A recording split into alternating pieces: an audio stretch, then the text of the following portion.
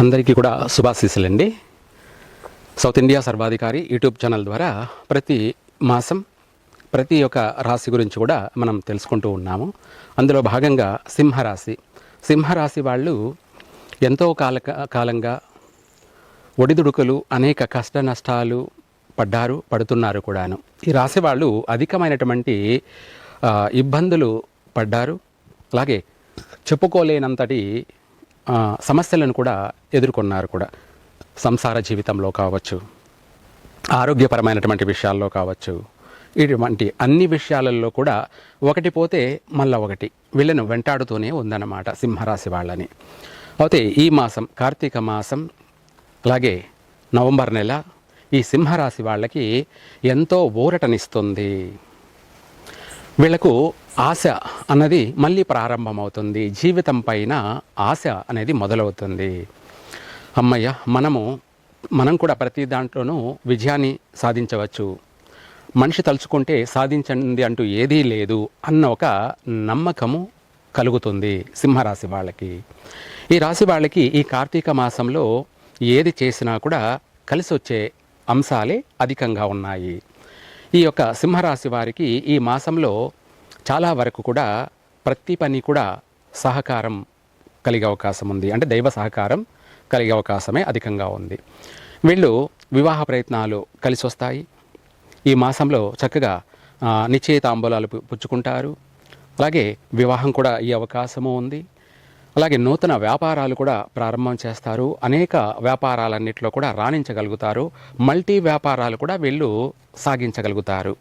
అంటే ఉద్యోగం చేస్తూనే ఇంకొక వ్యాపారాన్ని కూడా ప్రారంభం చేసి ఆ వ్యాపారంలో కూడా అభివృద్ధి చెందగలుగుతారు.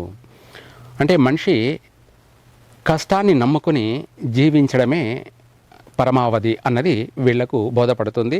అంటే ఒక ఉద్యోగం చేయడమే కాదు, మనము వ్యవసాయం కానీ లేదంటే ఇంకా ఏదైనా ఇతరత్ర వ్యాపారాలు కూడా మనము కొనసాగించాలి.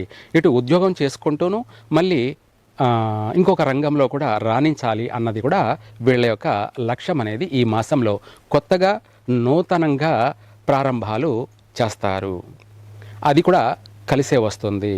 దైవానుగ్రహం ఈ మాసంలో సింహరాశి వాళ్ళకి పుష్టిగా ఉంది కాబట్టి, పుష్కలంగా ఉంది కాబట్టి చక్కగా అన్ని విధాలుగా అన్ని రంగాలలో అభివృద్ధి చెందుతారు, రాణించగలుగుతారు.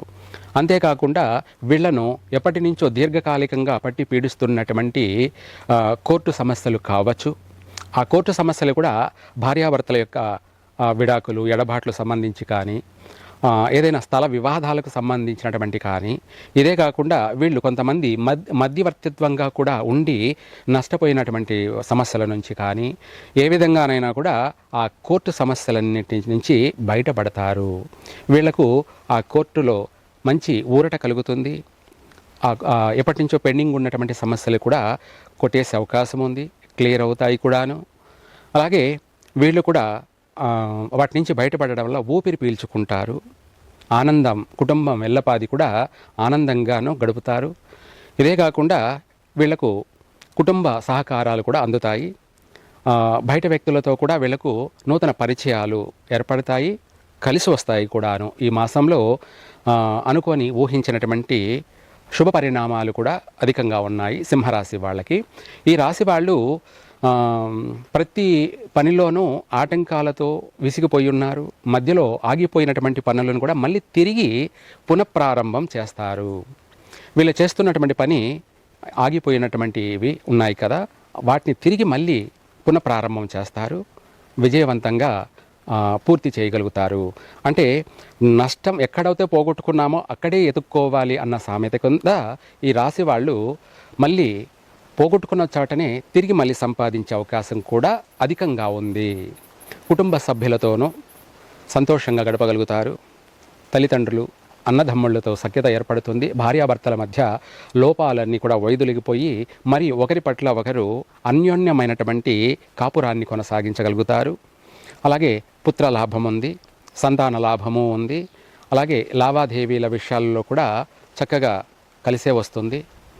వీటితో పాటు ఆరోగ్యపరమైనటువంటి విషయాలలో మాత్రం జాగ్రత్త ఉండాలి. కంటికి సంబంధించి, అలాగే పళ్ళకు సంబంధించి ఎముకలకు సంబంధించినటువంటి ప్రమాదాలు సంభవించడం కానీ ఏదైనా గాయాలు అయ్యేటువంటి సమస్యలు అయితే ఉన్నాయి.